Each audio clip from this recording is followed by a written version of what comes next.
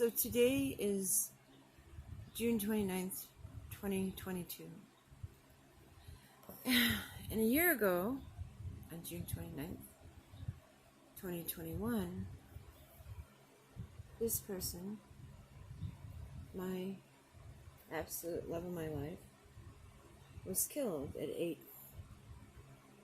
8:10 p.m. in an auto accident. Now, they say when you lose a spouse, the 1-year anniversary date is the most dangerous date. And I will say it's been a really rough day for me. My Alexander, who loved to be called Al, he was my elbow, my total love.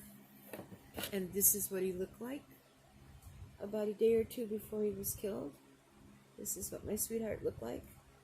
And I've been so grateful. I had him for 39 years.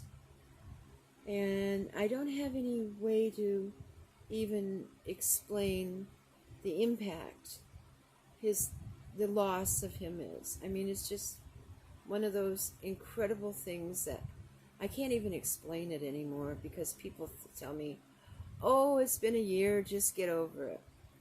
Well, let me tell you about getting over something. I've been working on trying to get over it. The night Al died, they had to take me to the hospital by ambulance. I had a stroke on the way to the hospital. Then they got me to the hospital, and I wanted to see him, and they said, well, he was gone. And I go, well, I need to see him. He's my husband, right? And I did have medical power of attorney and all that stuff. Found out it wasn't any good because he had died. They got me there, but they didn't have any way to they never offered me any way to get home. That was the irony of it all. So I called a friend, because everybody else I knew had to work the next day, and I was in shock. I didn't know what I was doing. I don't think many people really would know what they're doing, because, I mean, he had left the house at 7:59, right after Jeopardy, and he was going to go pick up the mail. And then he must have remembered he needed to get gas, because we were going to go see Lynn the next day. And from what the reports are showing on the autopsy, Al's heart was completely blocked on one of the main things. And our doctor never saw it. None of the tests that Al ever had showed it. So this was a total shock. So what they think is he had a heart attack and he was trying to get off the road. But in Michigan, even though we're supposed to be a no-fault state, we're technically a 51%. So, because Al made a left-hand turn to find a safe place to get off the road, he was considered at fault. So we did not get any of the car insurance that we had paid for years. And he was hit by an uninsured motorist, and this guy didn't even get a ticket. So be careful. If you live in Michigan, find out what the new laws are, because it used to be you had to have your car under control, which is what Al was probably trying to do, because he would try to get out of the way, not be in the way. So he was luckily and gratefully killed on impact. He did not suffer. I am so grateful for that. And he had two of the people that he knew in the parking lot of the party store who raced to the car, so he did not die alone. He was with a friend, a couple of friends, But my reality is that the financial drain, the emotional drain, the physical drain, because I was trying to recover from a stroke. I got no medical care for the stroke. I just had to come home. And then I managed to bust my knee in October. And then I managed to get COVID, the Delta, in November, and tried to die from that without success. My body was just in a horrible state. So now I'm trying to make sense of the insane world I have. And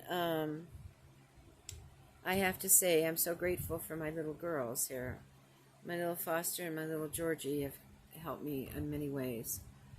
But the reality is that when I became a quote-unquote widow, They told me I'm no longer married. I'm single. And I'm finding that some of the places when I call are insisting on calling me Ms. Bouchard, not Mrs. Bouchard, because they said I'm single. And I said, well, I chose to be married for 38 and a half years. I chose to be called Mrs. Bouchard, and I choose to be called Mrs. Bouchard, and you will call me that because I have that right, at least. That is until, and my husband would just be, and I know he's angry as hell. I can feel him so intensely. Until Friday, when the Supreme Court took away most of my rights and most of the rights for any woman in the United States. And knowing how many other countries are offering to help us, and in fact, Canada here said that they will even put it through their medical system if our women need to come over for an abortion. And the impact of this ruling is not just abortion, which I think a lot of people think it is. And even Al would say, he goes, it's about being female and having equal access.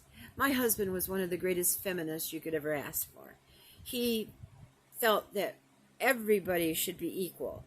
So not having my warrior, my wonderful warrior with me, is making this whole adjustment to having nothing, and being told that, some of my friends, I have a friend with MS who is being told her medicine she can't get her MS medicine anymore because it could prevent her from getting pregnant because she's in her 40s, so she's still in a viable fertility time, even though she's single. And the hospitals are immediately stopping any kind of treatments. And if you have an ectopic pregnancy, there's been stories now of women who have been almost bleeding to death while the doctors have lawyers to find out whether they can do anything, or if you have a miscarriage, you can go to jail because they're viewing it as an abortion. So I thought there was nothing worse in the world than losing my beloved husband. Trust me. This was one of the worst things I've ever experienced in my life, and I will never, ever get over it, despite what people tell me. It's been a year. Get over it. Well, fuck you, people, because I'm not going to get over it. I will never get over it. I am 72 and a half years old almost, and why the hell do you think I'm going to get over something that, or somebody that I loved for more than half of my life? Give it a break, But now, on top of losing all my rights as a spouse and a married woman, and like my car insurance went up, I got a 25% increase. My health insurance, my premium for Medicare went up, and all these other things because I am single. I'm single. Okay. Now, the things that I fought for in the 70s for my sister Rosie and all my nieces and my great nieces and my great great nieces that I have now and all my friends and everything that I fought for is gone. And let me tell you, being alive is not really a good idea. I find that there are ways that I understand why people have the issues they do, because finding a way to get through this nightmare is going to be exhausting, and I mean exhausting. Will I get through it? I don't know. I helped in the 70s to get the Roe versus Wade thing to work. I don't know if I'm going to have enough time. It's going to be another horribly long battle, and I don't know if I have enough time left.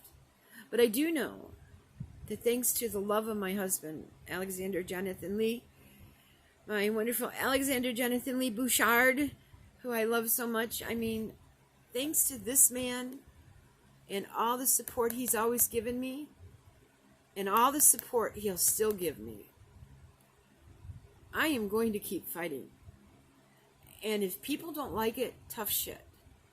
I mean, I don't care anymore.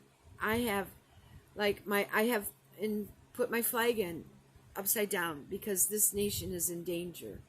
We did it before when they voted for Cheeto Head. This country is on the verge of a collapse, and I think that those of us that are old enough to understand that understand the passion of the younger people, and we need to be able to work with them. My sweetheart, oh my Alexander Jonathan Lee, I wish you were here. I wish my big warrior who always had my back, I wish he was here. But he's not. But I've got nieces, great nieces and great great nieces who are entitled to their freedom to be brought back. So, on behalf of my lovely husband, Alexander Jonathan Lee Bouchard, who I've loved forever, and on behalf of my wonderful nieces and my beloved sister Rosie, who will be on the 2nd, she'd be 64, and she died at 32, and so she's been gone for as long as she was alive, but I had to fight for her medical rights back in the 70s. So for them, and my mom, my wonderful mother, I have to tell you, this is one hell of an anniversary of Al's death. And I don't even know why they call it an anniversary. It's a remembrance of his death.